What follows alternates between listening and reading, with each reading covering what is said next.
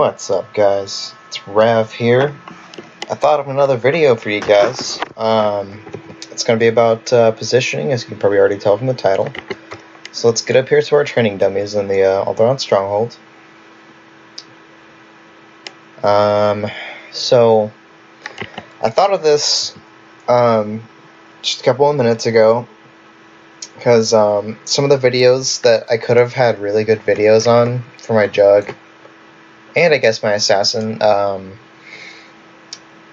I have not recorded because I can't, well, I can't that I can't record, I just, I haven't felt the need to, but I'm going to try to record some more for you guys. I've thought about positioning a little more, because sometimes on my Jug, because I'm a Jug with, you know, grit teeth, I'm only wearing my lightsaber right now, just for this video.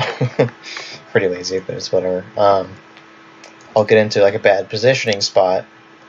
I'll be slowed by like a ranged class, and the thing that specifically happened was in like a Void Star. So say this over here is like the enemy team's healer, and this is like the person that's slowing you down into like a Sorg or a Merc, and this is like a sniper that's like right behind. You know, if this was right here, it would be the pillar for Void Star, you know? And I kind of found myself in that situation where I'm like, okay, this healer can see, you know, both of their healing targets, and both of these, you know, guys can see me, depending on, you know, where the sniper is here. But I mean, if he's like this around the pillar, just kind of creeping around and looking like, you know, this way, he's still going to have a cut-off vision, but he's still going to have all this, you know, room back here to look at. Take a deep breath. I'm talking fast, and I'm not giving myself enough time to breathe. Yeah, and then like all your team is over here, like by the door, and like a Void Star or something. This is just their example of Warzone. It can happen in any Warzone, but I mean, this is just the one. Or like a Novar.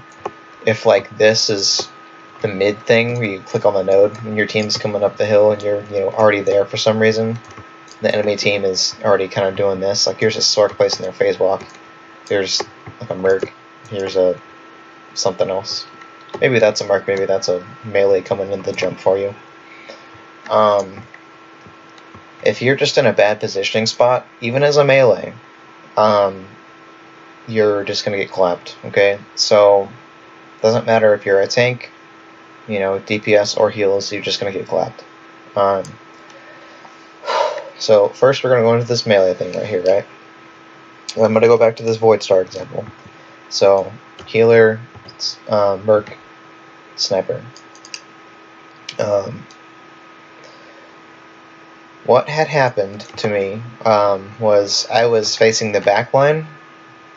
So like if that's, you know, that's the door in Void Star, I'm facing the back line because I'm trying to use my Force-Bound Awe on, you know, two people. And since the healer's here and the Merc is here, they're kind of spread out, and I don't know if I'm going to hit them with my Force-Bound. But, you know, if the healer's, you know, being hit, which in regs, people are usually going to be hitting the healer because they're not the brightest in the back, you know, the basket? I don't know. But the general idea is that if someone's already hitting the healer, your awe is just not going to work on them because it's going to get broken immediately, and they're healing, so I mean, Force-Bound's not going to affect them terribly. So I'd rather put it on the person that's, you know, just sitting back here free casting. So in this case, it would be the Merc, right? But if I could, I would. So I think this has a larger AoE effect though, but I would definitely try to put it on both the healer and the Merc back here. But if the healer, like I said, if the healer is already getting hit, I'm gonna go over here. I'm gonna put it on the free casting, you know, ranged, and you know, the sniper that's close to the pillar, which I don't have a thing up yet, but yeah.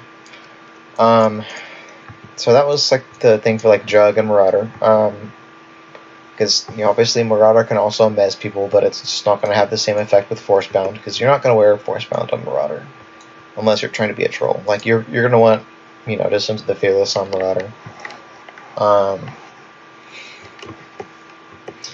Speaking of which, I'm going to try to get a little bit of Sentinel gameplay in once I get my Augs. I've got a Hypercrate on sale.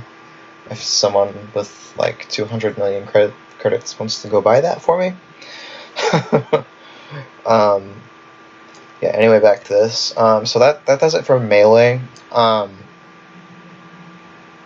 Actually, no. So, ways to escape this, right? Your health is getting low. Here, so I'll take this off, put it back on to lower my health. There you go. Your health is getting lowered. As a healer, just free casting on, these 2 DPS that are just pounding on you right here. So what you can do, if you're like slowed or rooted, obviously on Drug we're going to have through Victory for Mad Dash, and then, wrong thing. You can just intercede away and then hide behind a pillar, right? That way, if one of these guys is your healer, hopefully they see you with low health trying to hide in LOS, and they're like, hey, because you're not going to like run around the pillar and go back to them. That's stupid. Just hide right here, get your health up. If you can somehow get out of combat, I mean, that's good for you, but it's not going to happen on like a Jug. So you just really hope your healer, notices you, or hope your DPS with taunts notice and throw some taunts for you. This match earlier, this Merc was just chasing me around, so they were chasing me around the pillar. So what I was able to do is I was able to either pop out and push them, which, here, I can do it with this one, right? I was either able to pop out and push, just to get them away from me again, or I can just pop out, force bound all, and, keep running away. It is what it is. Those are some examples of what you can do on Jug. On Marauder, if you have Devil Splash Jeans for the double camo, just, stun them, camo away, I guess. Or just camo away. You don't need to waste your stun on that, but if you want them to stop chasing you, you could. On Assassin, you could low slash. That's always going to work for you. Yeah, it is what it is. Or Whirlwind. So on Operative, since I'm not on Operative, I guess I'll just...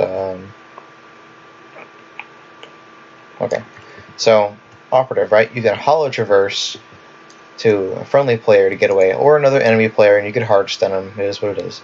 So, we're just going to use our Mad Dash here as our Operative Hollow Traverse, and then you can roll, which you're just going to use Intercede as roll, and get away, and then you can self-heal yourself, which is awesome. So we're just going to use our Endure Pain.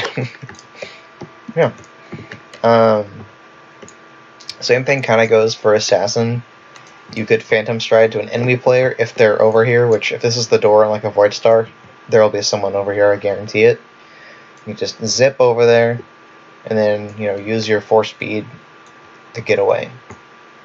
And you can stun pretty much anybody along the way of low slash as you need.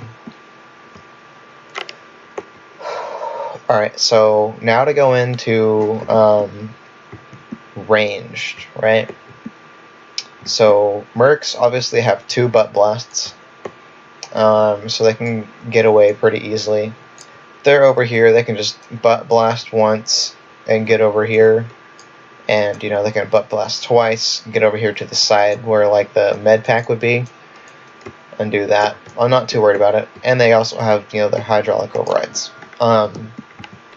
But if you're playing as a sniper, depending on what set bonus you either have 1 or 2 rolls, right? So, if you have the Repositioner set, you can get 2 rolls by using your evasion, which, on my screen would be where my reflect is.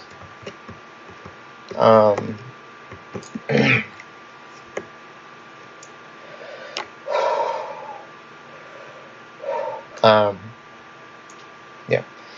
So they can roll away once, And then if you have repositioners set, you know, pop your evasion here. I'll pop a Saber Ward for evasion here, and then you can roll again.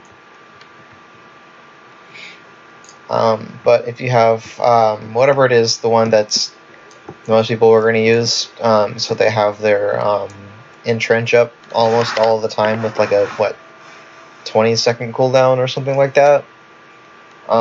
You're just going to want to like roll away flashbang or hit them with leg shot, and then you can get up, use your countermeasures, and then you can go like reposition yourself to a better spot. I forgot my Z button is actually like opening your weapon on this tune, but on my sniper it's my get in cover button.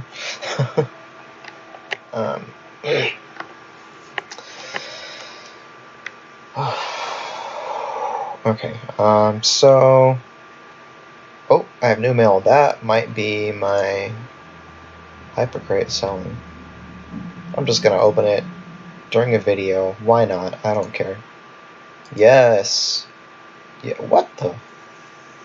Oh. It's taking 16 mil credits. That's so dumb. I hate that. I'm also probably gonna make a video about like buffing PvP rewards. Anyway, yeah. So that covers sniper. Now for Sork, right? So Sork now is kind of a combination of sniper and assassin now, like for running away, I mean. So obviously you got your phase walk. Oh, I forgot to cover phase walk on sniper, but I'll cover it here with the Sork. So yeah, you got phase walk, which is pretty dank.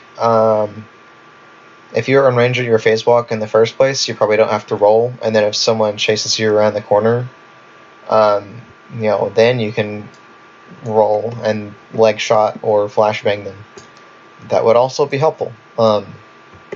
Yeah, okay, so now to move on to Sork. Again. So Sork has the advantage of having bubble, right? But you don't want to pop your bubble first, because that's just going to be like, oh, hey, everyone's going to see, like, oh, the Sork has popped their bubble as soon as they're out of it, you know, after it's gone. Because they do get some sort of defensive after it's worn off for a couple more seconds, which is pretty stupid, honestly. I hate that. But, I mean, I guess it's just there to keep them alive. Whatever. You don't want to use your bubble first unless you're just getting like completely obliterated, because you want to use your phase walk first. I can't attest to the order of stuff to do on sniper because I don't play sniper. Like, I've played a little bit on sniper, but not enough to know, because I haven't played it at all in 6.0 so far, actually, because I don't have the gear for it. But I have played a little bit of Sork in 6.0. I've been trying to get into it. But yeah, never use your bubble first. Always use your phase walk first. Just kite around as much as you can, honestly. And then use your bubble. But positioning is also pretty important for Sork too, because, like, okay, so in this situation, we're gonna reverse. We're gonna reverse it. These are gonna be your allies. They're ranged allies. This is going to be the door in a Void Star. You could be like right here, and people are just going to hop off the door because they're going to see lightning flowing everywhere. They're going to be like, oh, let me go to you. They're going to be like, whoop. So on Sork, you want to be as far back as you can, near line of sight objects. So if like a ranged hops on you, you can just do this. If a melee hops on you, you can force speed around the corner and just keep kiting them, making them mad. Is what it is. But when you're at low health, and the melee, has got you trapped, you're pretty much going to be screwed unless you, phase walk away or use your bubble or, stun them and heal yourself up. It is what it is. So yeah, That's going to cover everything I have for positioning today. Just as a general rule, you want to stay close to your allies pretty much most of the time, unless you're, going over to mez people on, oh, they didn't work on both of them, on your Jug or Marauder. Yeah.